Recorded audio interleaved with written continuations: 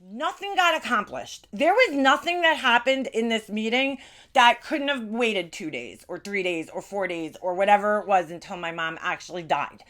The lady asked us basic information about my mom, how many days we want the funeral. I kind of just sat there quiet and I was being a bitch. I don't care because I was like, this is so unnecessary. Like, here, my brother wants to be the big shot. Go ahead, be the big shot. He couldn't even answer some basic questions about my mom, by the way, just saying.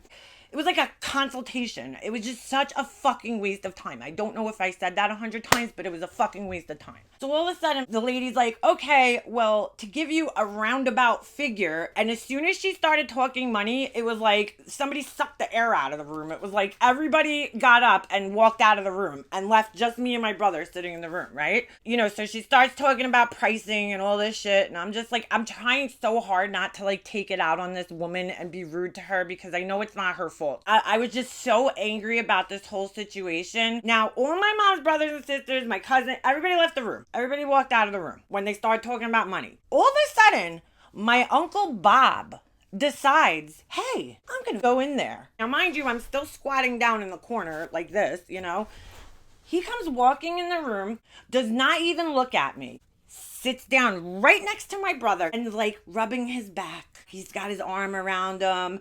And like right there, you just basically told me that you're not supporting me. You're supporting him. You don't care about me. You're a fake piece of shit. That's all you are. Thank you for showing me your true colors. You piece of shit, playboy stealer, asshole, van driving creep. Anyway, I was just like, really? Like, why did you come in here when we're talking about money? Why do you need to be there, like, and have my brother's back? Fuck you, asshole. Let me just tell you something. Steven, if you think those people give a shit about you, you're dead wrong. The same goes the other way around. If you think my brother gives a shit about you guys, you're dead wrong too. The only reason he talks to you guys is because his wife fucking makes him talk to you guys. Pieces of shit. All you guys. Really. So anyway, my uncle's sitting there rubbing his back. That pussy didn't even look at me. Did not even look at me. The whole time. So that all ends. The whole funeral thing's over. I forgot to mention here that when the funeral meeting ended, I walked downstairs with the woman from the funeral home and I gave her a really sincere apology that I was so angry in the meeting, and I kind of explained the whole situation to her and explained why I was so angry. We're all hanging around the hospital. I mean, I was crying all day. I don't want to be like, oh, I'm an empath. I guess in a sense I am because like I was just sitting there looking around and absorbing everybody else's feelings, crying because I'm thinking, as mad as I was at my Aunt Debbie at the time, I could see her eyes were like golf balls. They were swollen. So that tells me that she went home and she was bawling her fucking eyes out. My Aunt Betty, I don't know. There was just something about her that I felt like this bitch is like just not this isn't like, she just seems very unaffected by it. It seemed like it's doing any much to her. And I remember there was one point they were trying to kind of arouse my mom, like get her attention. And my Aunt Betty was like, Carol, Carol, Carol. Like to me, it sounded like that little, like Aunt Betty's the oldest sister. And when like the way she was talking to my mom while my mom's on her deathbed, she was like, it almost like sounded like this taunting voice, like a little kid. Like, oh, Carol, look at me, nanny, nanny, poo, poo. You know what I'm saying? I just wanted to choke the shit out of her. Good thing we're in a hospital right now because I might have to kill a couple bitches. I don't want anything to do with these people at this point in time. There was another thing that happened where I went outside. I smoked a lot of cigarettes that day, rightfully so. And my Aunt Betty's son came up to the hospital and I'm not really cool with him after shit that happened years ago, right? I'm standing in the parking garage. I think I was actually on the phone with my mom's cousin who lives down in Florida, and I was telling her all the shit that was going on. All of a sudden, I turn around and I see my Uncle Bob and his son walking through the hallway to come into the parking garage, right? And I'm like kind of standing right there. There's no way you can't see me. There's no other people around. I'm the only person standing there. And my Uncle Bob, literally like a fucking arrow, just went straight to his car. His son veers off and comes to me. So I know they both saw me. His son comes up to me and he goes to say goodbye to me. And he says like something like, I don't care what anybody says about you. I still love you. And then just walked away. And I'm thinking, oh, so I guess everybody was talking shit about me. Well, I found this out afterwards.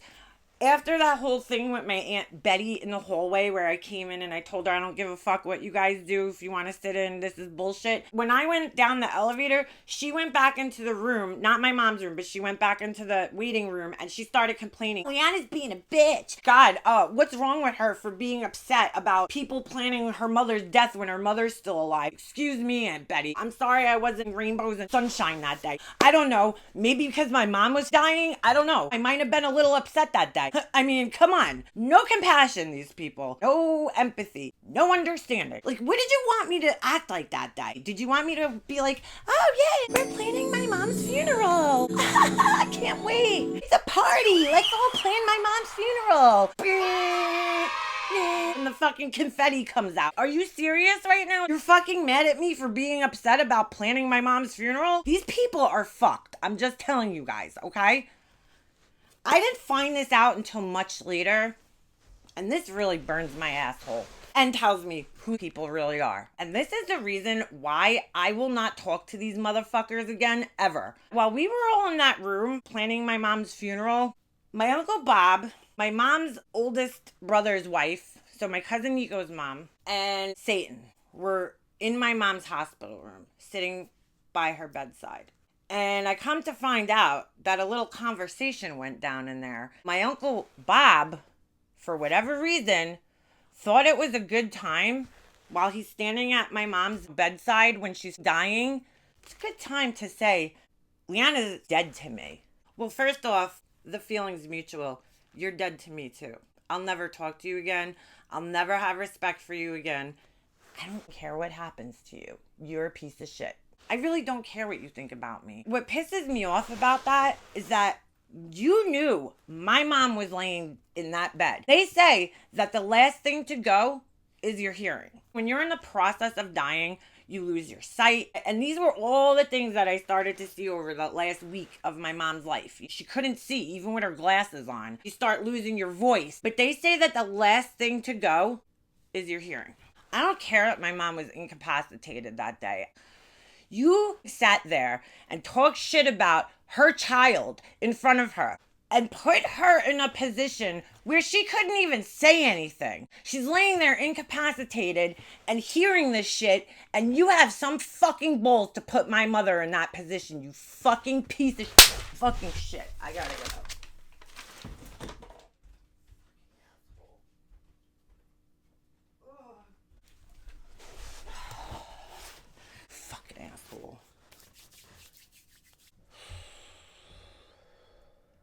How do you do that to somebody? How do you do that? I don't fucking care that you hate me. I don't care. But that was not the time and the place to be talking about it. Piece of shit. Piece of shit. Him and Satan were like just chumming it up in the hospital. And I'm going to end this one here.